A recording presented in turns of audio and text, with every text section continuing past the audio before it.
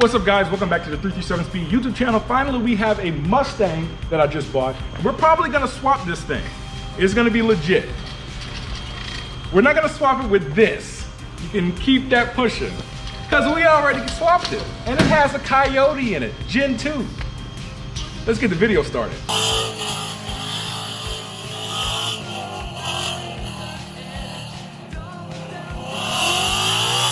So, this car started as a 2000 Mustang GT, obviously a 2-valve, not really fast, not really slow either, but it's kind of middle ground. But it was pushed into the shop at 9 p.m. at night, and it drove out with a Coyote at 4 in the morning. So obviously it was thrown together. It's not gonna be perfect, but there's a lot that is in this car. So even though it looks pretty rad right now, there's a lot of nice stuff on there. I'm gonna go through the full list of everything they have in there, so you can kind of see that it's almost like a sleeper build where it doesn't look very good. Still got the stock 2-valve GT badges on it, but obviously it doesn't have a 2-valve under the hood. So let's jump into the details. So for starters, this is a Gen 2 Coyote. So Gen 2 Coyotes come in 15 to 17 Mustang GTs, 15 to 17 F-150s and the like. Now, this one isn't a bone stock motor. It has the obvious upgrades that you need with most Coyotes when you plan to make power with them. Obviously, billet oil pump gears. This one has an MMR oil pan that's baffled. This is actually like a road race track car. There's the MMR full timing set on here. So this engine was out, it was rebuilt, and it was thrown back in. So don't think this is like a 200,000 mile motor that's just getting swapped in there. This motor is damn near rebuilt. So now for performance mods, it still has a factory intake, but it does have BBK long tube headers and X pipes. So it is loud, but at the same time too, it's gonna add some more power. Also, it has an N gauge with a custom tune. So this, we dynoed it, it made right around 450 to the wheels. So that is actually pretty healthy for a Gen 2 Coyote, I would think. And with this chassis only being 3,100, 3,200 pounds, this thing is gonna fly. So from an interior perspective, this car is kind of bare bones. You have racing seats. We have a cage in it, but it's a half cage, not really a full cage with the bars that go down here.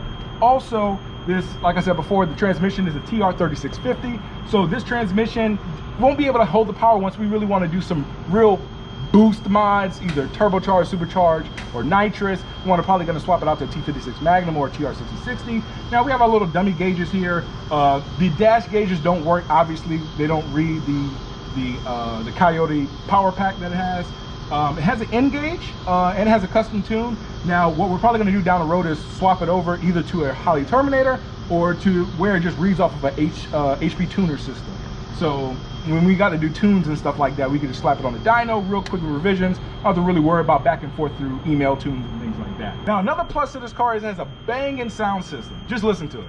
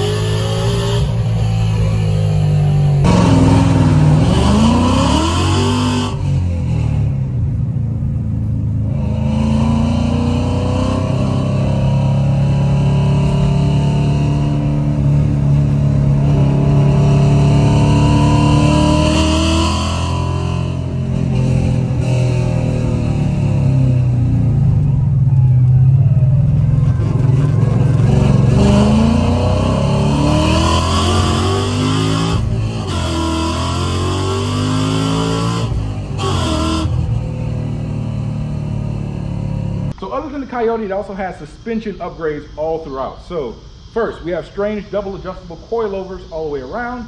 We have a 373 positive traction rear end. It's not the factory rear end, it has been rebuilt.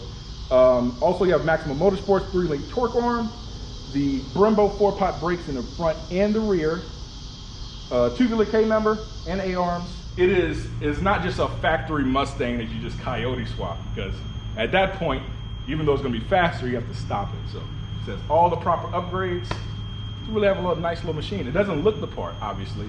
The paint's kind of faded here and there, but pretty dope. So probably the biggest question you guys have is, why are you buying another car when you have a slew of other performance cars? Now the main thing too is, this is a Coyote New Edge I got for a good deal. Now number two is the shop is real busy right now, so once they get time to get to the 240SX, get to the CTS-V wagon, everything is gonna be fine, but until then, might as well have a Coyote Mustang. It's a cool swap, have fun, put some content on the channel, have some fun with the subscribers, and then at the end of the day, once my cars are ready, then we can have a big shootout with them, or I can sell the Mustang and put more money to my other build. So everybody wins in this situation. Hope you guys like the video, subscribe, peace.